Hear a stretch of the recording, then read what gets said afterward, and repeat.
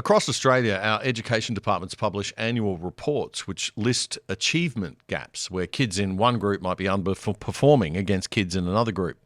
These achievement gaps are measured by Indigenous status, by wealth and social status, by disability, geography, and even language background. But surprisingly, never by gender. Yet data does exist that shows girls are streaking ahead of boys in almost every subject in final year exam results. There's now hardly a subject where boys come out on top, apart from a couple of advanced maths and physics units. Yet far more important than who's on top of the pile is the deteriorating position of the boys at the bottom. Boys are underperforming girls significantly at the bottom end of things. The latest NAPLAN school tests show twice as many boys as girls seriously failing in writing and numeracy at every level, years 3, 5, 7 and 9. Almost half of all year 9 boys fail grammar at 47% versus 36% of girls. Joining me to discuss this troubling state of affairs and the complete unwillingness of our education bureaucrats to want to do anything about it or even care is men's rights activist and Other Side regular, Bettina Arndt. Bettina, thanks again for joining us on the show. Great to be here, Damian. Great article you put together there. 47% of boys at year 9 level fail grammar versus 36% of girls. Before we get into the gender difference on that, both those numbers are frighteningly high. It's a bit of a worry, isn't it? Yeah, of course they are. I mean, we're pouring money into education and doing worse and worse. It's just extraordinary. But I'm sure we all know the reasons for that. Our state education departments are absolutely controlled by ideologues, and they spend all their money on, a curriculum that is full of rubbish, rather than concentrating on the basics. We've seen endless fads when it comes to teaching reading and so on, and the kids are the ones that suffer. Yeah. Well, we're not teaching the teachers well either. A lot of the teachers have their own issues with numeracy and literacy, and then they're the ones teaching. So we've got serious problems in our teachers' colleges as well. But let's talk about this gap, because things are pretty bad for the boys right now and getting a bit worse. What's happening there? Well, they've been getting worse for a long time. And yet, I mean, what I've been intrigued by is the unwillingness of our education bureaucracy to deal with that. And of course, I mean, many of them are absolutely celebrating that girls are streaking ahead. And I started writing about this 40 years ago, when I first was working in full-time journalism. Right. And, started going out and talking to people about this growing education gap. Parents kept writing to me saying, once if you went to a speech night, you'd have girls and boys winning prizes, and now it's almost all girls who are up there. And parents notice this. They notice the fact that boys are the ones filling the remedial classes or dropping out from school or getting endlessly suspended. They're not engaged in schooling. No effort is made to keep them engaged. Is that the problem, you reckon? Is that what it is behind it all? It's this level of engagement. The kids are not engaged. Boys are not engaged, and they're not engaged because they're not being focused upon like they used to be. Well, we're not. Yeah, we're. Look, it's an interesting history, really, because under the Howard government, the public disquiet and the parents' disquiet about this issue led to a proper parliamentary inquiry, and they had thousands of submissions from parents and from teachers who are concerned about all of this. And that led to a whole lot of discussion about what should be done. And, at the heart of this engagement are various differences between boys and girls in the way they learn and what we should then be doing when it comes to, making up that gap. How do we teach boys differently so they don't fall further and further behind? And as you say, one of the issues, of course, is good teaching, but also teaching that copes with, that what focuses on some of the problems we know boys have with attention. I mean, everybody knows that boys tend to be more harder to get down and sit down and concentrate, particularly little boys. That's why half of the population of kids is boys is on Ritalin now. The And that's attention not good issues. either, right? It's not a great Oh, way to handle a shocking. situation. Yeah. I mean, Yeah, nearly, let's drug them all and keep them quiet, and yeah. not So care they, how they do, and it's just madness.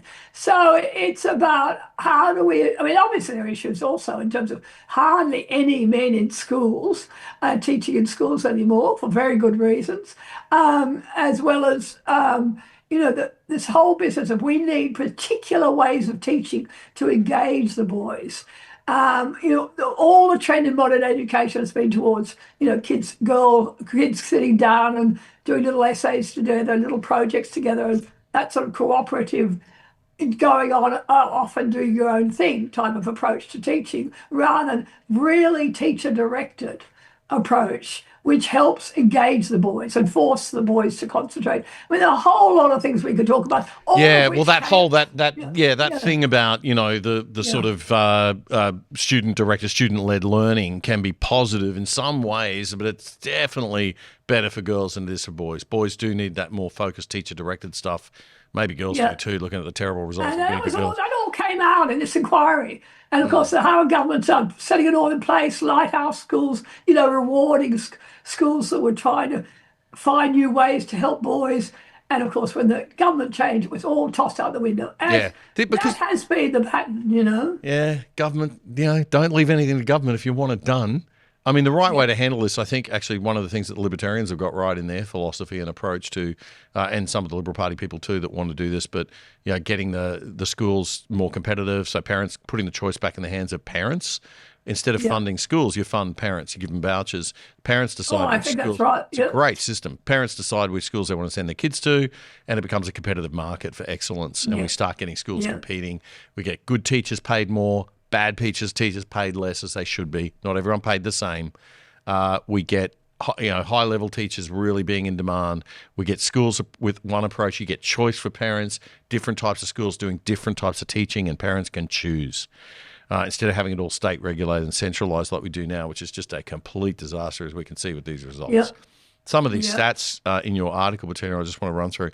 Nearly half, 44% of boys in Year 7 failed to reach minimum writing standards. In reading, boys are around 13 months behind similar age girls. On the maths and numeracy side of things, boys used to be way ahead, and we were really worried about that. God forbid boys should have a tendency to be better at anything than girls, but we've got to stop that. Well, we certainly have. Boys are no longer as far ahead as they once used to be in that area. Almost as many males as females are now seriously failing the NAPLAN numeracy test at every grade level. So the equality people would be very happy with that equality that they've achieved there. You've got the boys now failing as much as the girls. Congratulations, they rushed to the bottom. But also, David, at the top, I mean, look at the HSC, the school leaving results, and you find girls leaving, being the top achievers in almost every subject, except for a few, maths, high level maths science subjects. And that's about it. And of course, there too, they worked really hard to not broadcast those results Okay. because no one wants to focus on this. That's what I want to talk about because, no one wants to focus on this. And I think it was you quoted Christina Hoff Sommers, the American activist, who, in her book, The War Against Boys, she said, we can no longer allow the partisans of girls and the supporters of girls to be the ones writing the rules. She's basically arguing that feminists are the ones controlling the American education system and distorting these research findings to suppress how badly boys are actually doing in school. So there's a whole other layer of problem we've now got. And that was a quarter of a century ago she wrote that, Yeah, right? yeah. And We've got the same problem in Australia. absolutely. And about 20 years ago, I interviewed this senior bureaucrat in the education department, and I said, "What will we do if the gap keeps widening between boys and girls?" And she said, "We'll wait 2,000 years and analyse the results very, very carefully." And she goes, "Ha ha ha! This is just a joke." But of course, it's not a joke. That's exactly what they're doing, sitting there watching girls fall further and further ahead, the governments are continuing to pour money into STEM, approaches to help get more girls into STEM subjects and rewarding schools that get girls doing well and so on, and really trying desperately not to notice what's happening to boys. You actually listed out some recent examples of, clear examples in Australia of government authorities ignoring this problem. There was a Productivity Commission report on education equity that the good old Productivity Commission did. That failed to include any gender-specific data on literacy gaps at all.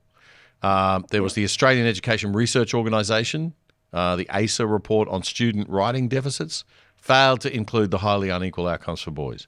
A Grattan Institute exploration of gender gaps prioritised girls trailing in maths, talked all about that, completely ignored the literacy gap for boys, the fact that boys were trailing in literacy and language.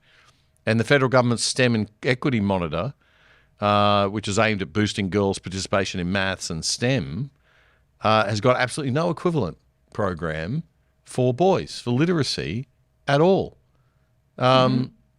It's just nuts. You were in Canberra recently lobbying, weren't you? How did that go?